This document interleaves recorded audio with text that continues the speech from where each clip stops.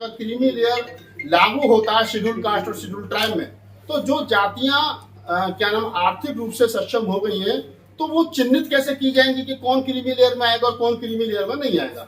चलो मैं मान भी लेता हूँ कि क्रीमी लेयर में जो जातियां आएंगी, खासतौर से कौन सी जातियां आएंगी, वो चमार आएंगे, महार आएंगे, जाटव आएंगे, मीणा आएंगे, ये कुछ एक जातियां हैं, पासवान आएंगे, ये कुछ 3-4 जातियां हैं जो क्रीमी लेयर में आ सकती हैं। अब सवाल यहाँ पर यह खड़ा होता है कि क्रीमी लेयर में जो जातियां आएंगी, तो उन जातियों को क्या, जो उनके बच्चों को नौकरी मिलेगी, तो क्या जर्नल में उनको जगह मिलेगी? ये सबसे बड़ा सवाल है। क्या ब्राह्मण उनके लिए जगह छोड़ेंगे?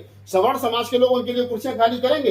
क्योंकि टीना डावी के बाद में, टीना डावी 2015 में जो आईएएस का यूपीएससी का रिजल्ट आया था, उसके बाद में एक नियम बना दिया गया था कि शेड्यूल कास्ट का आदमी कितने भी अच्छे मार्क लिया, लेकिन वो शेड्यूल कास्ट में ही काउंट होगा। तो ऐसे में जब शेड्यूल कास्ट के व्यक्ति शेड्यूल कास्ट में ही काउंट होगा, तो ऐसे में जो लोग क्रीमी लेयर से ऊपर आ जाएंगे शेड्यूल कास्ट शेड्यूल ट्राइब के, तो सबसे पहला ये सवाल है कि सरकार या सुप्रीम कोर्ट के आदेश के अनुसार सरकार जो है उनको कहां स्थान देगा? सवर्ण लोग कितना उनके लिए, अगर वहां से सपोज करो 5-6% लोग आते हैं, तो 5-6% उन लोगों को सवर्ण कोटे में जगह मिलेगी या जनरल कोटे में जगह मिलेगी? पहला सवाल तो ये हो गया क्रीमी लेयर का। दूसरा जवाब जो है कोटे में कोटा, तो कोटे में कोटा किस आधार पर तय होगा? अब सरकार, सुप्रीम कोर्ट ने जिस प्रकार से राज्यों के हवाले ये सवाल कर दिया, पहली बात तो राज्यों का कोई मतलब ही नहीं है केंद्र सरकार इसमें हस्तक्षेप करे। उसके लिए भी सरकार को चाहिए कि वो जातिगत जनगणना करवाए। सरकार, जो केंद्र सरकार, मनुवादी सरकार, ब्राह्मणों के हाथों में फूलती सरकार, आज तक देश के अंदर जातिगत जनगणना नहीं करवा पाई है, वो कैसे ये अंदाजा लगाएगी कौन आदमी क्रीमी लेयर में और कौन आदमी क्रीमी लेयर में नहीं है? फिर कोटे में कोटा, किस आधार पर कोटे में कोटा बनेगा? आज भी जब पूरा शेड्यूल कास्ट और शेड्यूल ट्राइब लगभग 25% जो जातियां हैं देश की टोटल तमाम आबादी की, उसमें जो 22% जो शेड्यूल कास्ट और शेड्यूल ट्राइब को आरक्षण दिया गया है, आज भी उनको मिलने वाला जो आरक्षण है, बहुत सारी बड़ी पोस्टों पर एनएफएस कर दिया जाता है कि इसके लिए कोई उपयुक्त प्रतिभा व्यक्ति नहीं है। अब ऐसे में ये कह देना, अभी तक तो ये जैसे एक आरोप लगाया जाता है कि एसटी का जो आरक्षण है मीणा खा गए, यह आरोप लगाया जाता है कि एससी का आरक्षण तो चमार और महार खा गए, जाटव खा गए।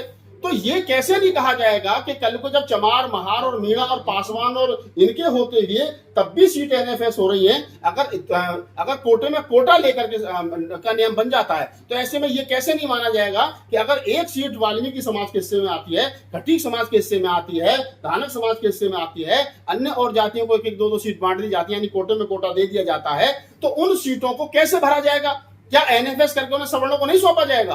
तो ये कहीं ना कहीं दलित समाज को जो आरक्षण मिल रहा है 22.5%, चमार, महार और पासी और खट्टी, ये तो कर लेंगे अपना पूरा, लेकिन जो कमजोर जातियां हैं, जो आज तक मुख्य धारा में शामिल नहीं हो पाई, वो कैसे करेंगी? उदाहरण के तौर पर मैं आपको बता दूं, ये सीधा सीधा कहीं ना कहीं, पहले तो मैंने बताया कि ये जो 22.5% आरक्षण है, इस आरक्षण को में से कम 5-7%, 10% आरक्षण सीधा सीधा छीनने का एक केंद्र सरकार और सुप्रीम कोर्ट का एक ये नियम ये बनाने जा रहे हैं। दूसरा, जिसका विरोध हो रहा है, दूसरा आपस में लड़ाने का काम हो रहा है। और तीसरी जो सबसे बड़ी दिक्कत है, तीसरी सबसे बड़ी दिक्कत यह है कि अगर ऐसा हो जाता है, तो जो बाबा साहब डॉक्टर अम्बेडकर की मूवमेंट है, बुद्ध कबीर नानक रैदास की मूवमेंट, और खासतौर से अम्बेडकर जो मूवमेंट है, वो मूवमेंट जो है वो मान सम्मान की मूवमेंट है, सेल्फ रेस्पेक्ट का मूवमेंट है। बाबा साहब डॉक्टर अम्बेडकर ने का जब आप पूरा आंदोलन पढ़ेंगे तो पता चलेगा कि उनका आंदोलन पेट भरने का आंदोलन नहीं है, मान सम्मान और बराबरी का आंदोलन है। आज दिल्ली जैसे महानगरों में या अन्य जिलों में जहां पर वाल्मीकि समाज के लोग रहते हैं, एक घर में से 2 लोग सफाई कर्मचारी, मेरी बात बुरी लग सकती है, लेकिन जब बात जाति पर आ गई है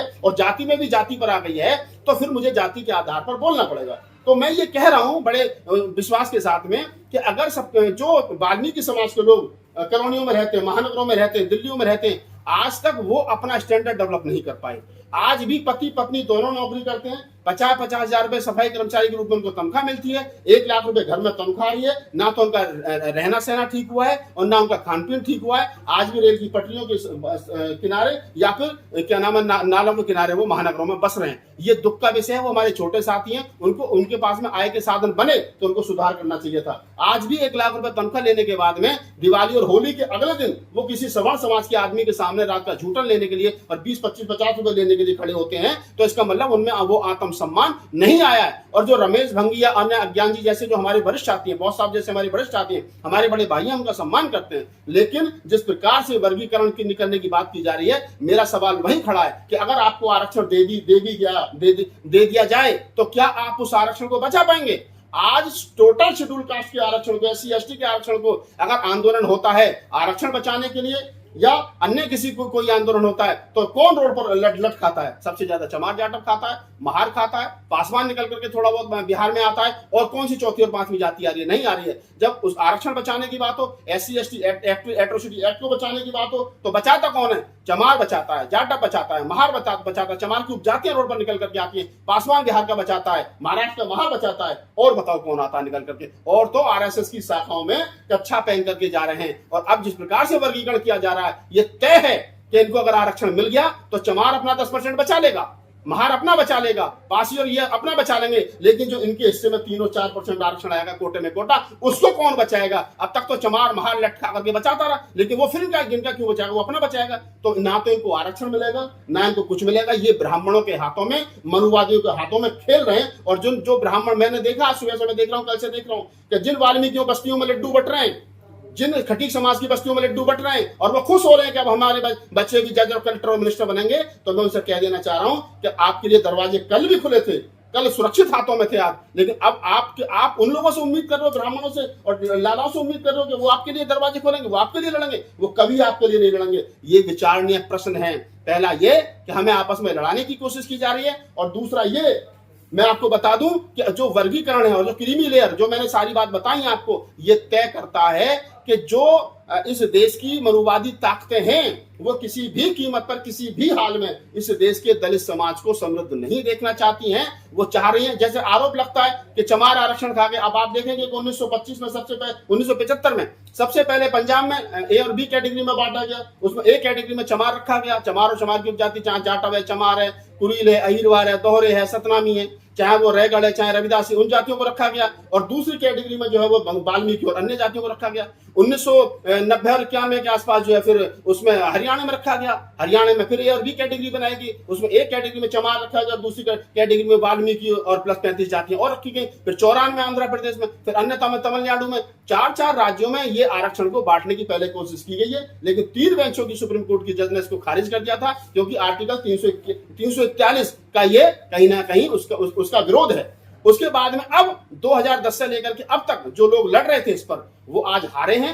अब सरकार की तरफ से कौन लड़ रहे थे, कोर्ट की तरफ से कौन लड़ रहे थे? तो कोर्ट की तरफ से लड़ रहे थे कपिल सिब्बल और सलमान खुर्शीद जैसे बड़े वकील। और हमारे जो वकील हैं, जो अपने आप को कहते हैं कि हम सुप्रीम कोर्ट के वकील हैं, हम हाई कोर्ट के वकील हैं और हम तो सीनियर अधिवक्ता हैं, उनसे पूछो जब ये मामला सुप्रीम कोर्ट में चल रहा था, जब समाज को बांटने की कोशिश की जा रही थी, तो आप क्या कर रहे थे? हमारे वकील बसपा के प्रवक्ता बन रहे थे, वो कहते बहन जी को प्रधानमंत्री बनाएंगे। हमारे वकील क्या कर रहे थे? ईवीएम की लड़ाई लड़ रहे थे। लड़ाई लड़नी चाहिए थी ये वाली, लड़ाई लड़ रहे थे वो वाली। ना वो ईवीएम को बंद करा पाए, ना वो बहन जी को प्रधानमंत्री बना पाए, उल्टा आपस में लड़ने का जो फैसला आया है ये दुर्भाग्यपूर्ण है। और मैं कह रहा हूं कि इसके लिए सबसे ज्यादा अगर कोई जिम्मेदार है तो चमार जाटव जिम्मेदार है, महार जिम्मेदार है, कुरील अहिरवार दोहरे जिम्मेदार है, पासवान जिम्मेदार है। क्यों? क्योंकि वो महत्वपूर्ण पदों पर थे, इसलिए उनको काम करना चाहिए, तो उन्हें काम नहीं किया। तो अपना वकील कपिल सिब्बल को मानते हैं, हर केस उन्हीं को दिया जाता है। हाँ तो ठीक है ना, अच्छी बात है। सारे केस हार जाते हैं। मैं क्या कह रहा हूँ, कपिल सिब्बल वही कपिल सिब्बल साहब है, सीनियर अधिवक्ता हैं, समाजवादी पार्टी के राज्यसभा सांसद हैं।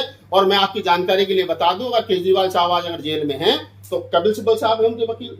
अगर शिबू सोरेन साहब जेल में गए तो कपिल सिब्बल उनके वकील थे। और वो जेएनयू का लड़का है, क्या नाम है उसके, 18 उमर खालिद, उसकी 18 बार बेल कैंसिल हो गई, वो कपिल सिब्बल साहब उसके वकील हैं। तो मैं तो ये नहीं समझ पा रहा हूँ कि सीनियरिटी का दायरा क्या है। अगर सीनियरिटी का दायरा ये है कि किसी व्यक्ति की 18 बार बेल कैंसिल हो जाए और वकील बेल ना करा और कहे मैं सीनियर एडवोकेट हूं, तो भाई कैसा सीनियर एडवोकेट है? फिर तो हमें लग रहा है कि ये हमारे जो नई उम्र के बच्चे आ रहे हैं बहुत अच्छे वकील। जितने भी आरक्षण विरोधी मामले हैं सब में कपिल सिब्बल जरूर पाए जाते हैं। हाँ तो देखिए, मैं क्या कह रहा हूँ, बाबा साहब डॉक्टर अम्बेडकर से एक बार पंडित दीनदयाल उपाध्याय ने कहा कि डॉक्टर साहब को भी हमारे घर पर भी आकर के चाय पीजिए। तो बाबा साहब ने मुस्कुराते हुए बड़ी अच्छी बात कही। बाबा साहब ने कहा कि ब्राह्मणों की चाय मीठी जरूर होती है, लेकिन स्वास्थ्य के लिए हानिकारक होती है। तो ये समझना चाहिए कि ब्राह्मणों की गोद में बैठते हुए जो पकौड़ी और चाय खा रहे हैं, जो उन्हें अपना रहनुमा समझ रहे हैं, उनको समझिए कि ब्राह्मण जो है उसकी चाय कॉफी मीठी तो हो सकती है, लेकिन आपके लिए खतरनाक और अत्यंत खतरनाक।